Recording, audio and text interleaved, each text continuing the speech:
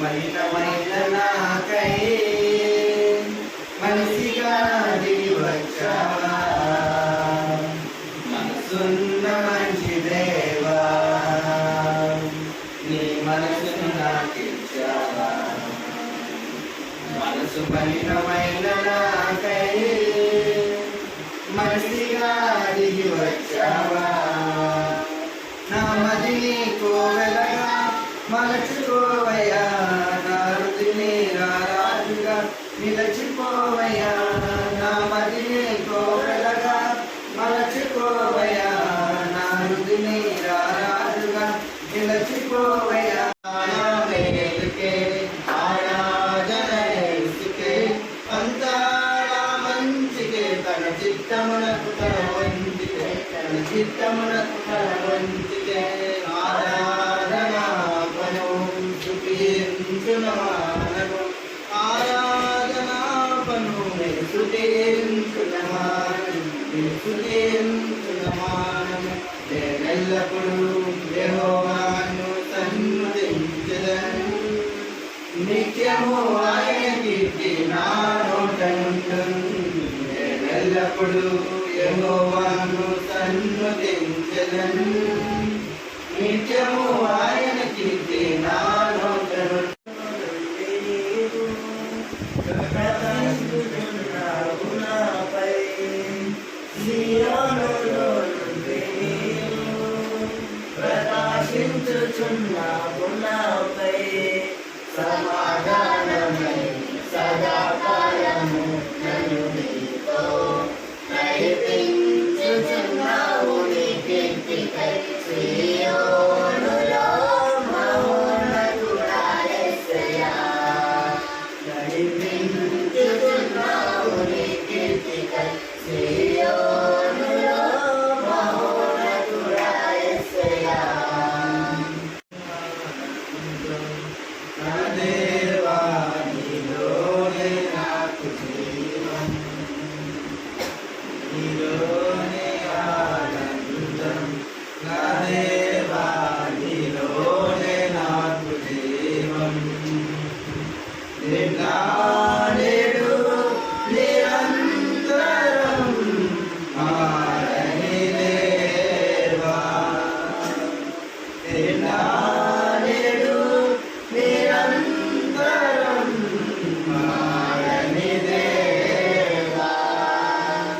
ఈ లోకమంతా నేను వెతికిన నాకు లేదయ్యా ఎక్కడ ఆనందం, ఈ సన్నిధిలో ఒక్క క్షణం గడిపిన నా హృదయం పొంగెను, నా హృదయం పొంగెను.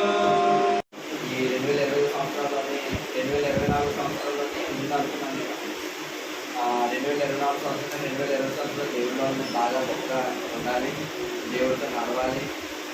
ఎక్కువగా దేవుడితోనే నేను ఎక్కువగా నా జీవితంలో ఎంత ముందు ఇచ్చేసానే 2020 సంవత్సరాల్లో ఇంకా గొప్పగా ఉండాలని అనుకున్నాను. కాకపోతే ఏంటంటే ఈ 2024 సంవత్సరమైన బుధవారం ప్రార్థనకి అప్పుడప్పుడు వచ్చేవాడిని. దేవుడు ఏమి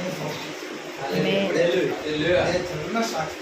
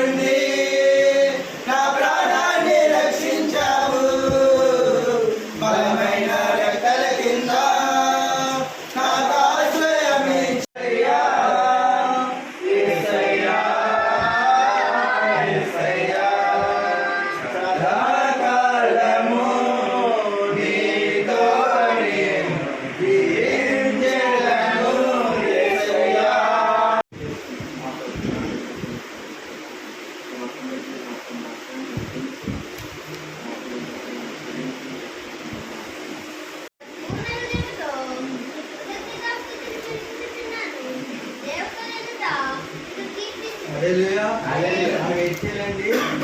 దావీదు వెయిట్ చేసినట్టే దావీదు చిన్నప్పటి నుంచి తన పూర్ణ హృదయంతో యేసయ్యకి ఎప్పుడు కీర్తిస్తూ పాటలు పాడుతూ తర్వాత ఎప్పుడు మనసులో ఎన్ని అపాయాలు ఎన్ని వచ్చినా శత్రువులు ఎంతమంది కొట్టడానికి వచ్చినా ఎవరు వచ్చినా ఎప్పుడు దావీదు మాత్రం ఎప్పుడు యేసయ్యని కీర్తిస్తూ ఎప్పుడైతే కీర్తిస్తాడో ఎప్పుడైతే తన స్తుతులు చెప్తాడో అంటే మనస్ఫూర్తిగా ఎప్పుడైతే మనస్ఫూర్తి చెప్తాడో అప్పుడు యేసయ్య అతనికి ఏం చేస్తాడంటే కావలిగా ఉంటాడు. హల్లెలూయా.